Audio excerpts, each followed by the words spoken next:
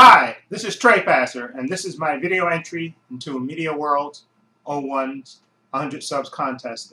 Congratulations, Andrew, on your 100 subs. I think you have 114 now. I checked your channel today. And again, you make great videos, and I like you responded to my videos and you subbed to my channel. Again, I really appreciate that, and I appreciate you watching my videos and commenting. And thank you again for giving back to the YouTube community and stuff. And may you have 100 subs more. Okay, and like I said, I always love it when people give back to the movie collecting community. I think that's a great thing to do.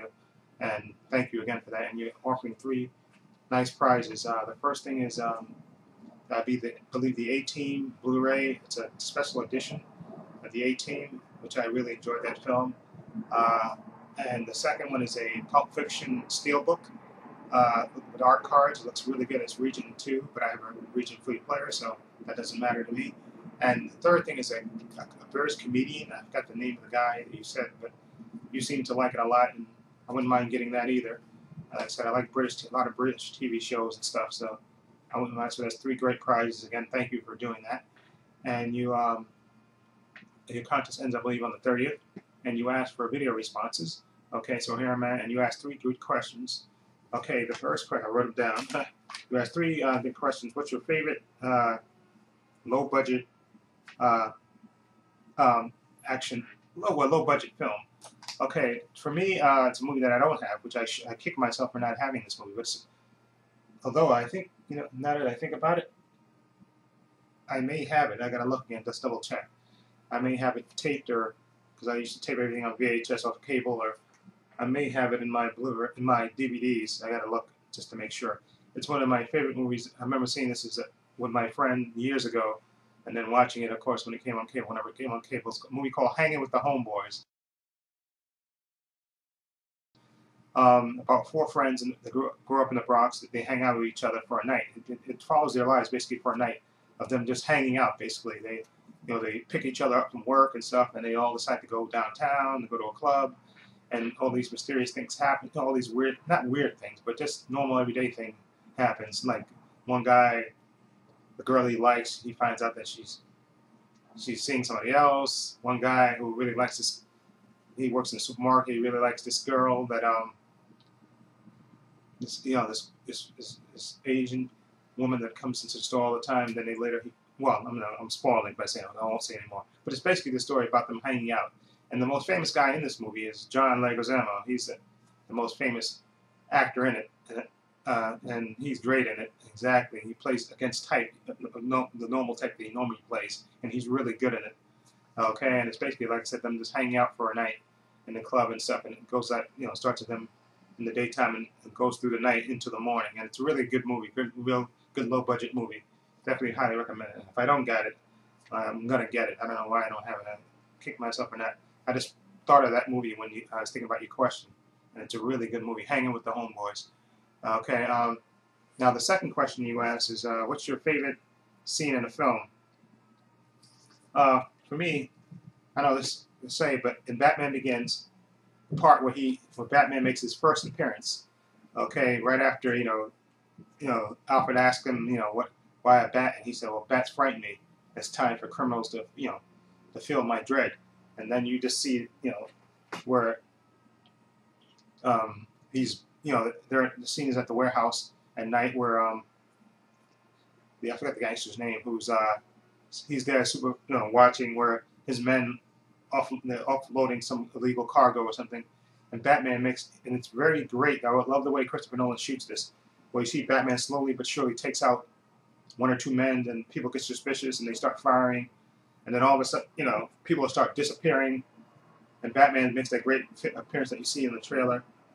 The guy turns around, "Where are you?" And he goes, "Here." And it's a fantastic scene, and especially, Batman jumps, in this group of thugs. Batman just falls down in the group of thugs, and they don't actually show you, which I think actually adds to the credibility of it. And Batman just lands in the middle of all these thugs and just takes them out. Bam, bam, bam. All you hear is just people getting knocked around, and then all of a sudden you just see you hear a pipe drop, and then Batman steps over one of the thugs. And then I forgot the guy. Why can't I think of the guy's name? I'll think of it probably later and put it in. But the head mobster guy is in this car, and he's wondering what's going on, and he's trying to get out of here. Then he sees his driver is knocked out, and he has this little shotgun that he loads up, and he's looking side to side, and all of a sudden you hear the top of the rooftop glass break, and Batman yanks the criminal out of there, and he goes, "Who are you?" He goes, "I'm Batman." Headbutts him, and then this takes off. It looks like basically he's like flying like a bat, and of course he's using his grappling gun, and just ascends with the criminal. And then that's just a fantastic scene. I love the way Christopher Nolan shoots Batman's first appearance. It's just absolutely fantastic, stunning visually. And the third question you ask is, what movie surprised you and you watched and why? Okay, that movie for me would be Gardens of Stone. Okay, this movie, well, not Gardens of Stone, Gardens of the Night, excuse me. This movie, I remember years ago when it first came out, it was like a low-budget movie, independent movie. And it got great reviews, and a lot of people raved about Tom Arnold, particularly in this movie, because he basically plays an unscrupulous character, or basically he plays basically a pimp, but a pimp that pimps little kids. And I remember people saying, "Oh, Tom Arnold's performance is great," and I never really cared for Tom Arnold either way. All I knew of him was Roseanne being. He was a comedian, and he married Roseanne, and they had the famous breakup and everything else. So I didn't think much of Tom Arnold anyway. Okay, and so I put this movie out of my mind and forgot about it and moved on.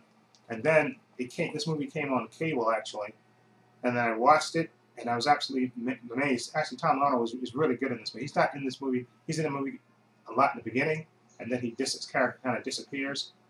But he's really good in this. But this story basically is about two kids. They get kidnapped when they're little kids, and they get pimped out basically by by Tom Arnold and another younger gentleman. They basically form like a sort of a weird sort of family, but basically he pimps them out, these two little kids, and they grow up, and you see that picture on here. That's one of the little girls right there, and her name is Leslie right there, and then this basically follows them from when they were little, and then when they grow up, her and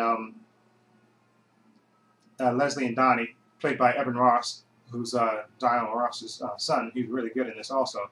And it's basically their story of them living on the street and stuff, and hustling and stuff, and them, trying to find out who they are, And it's a really good, really good movie, Gardens of the Night. It really surprised me how good it was.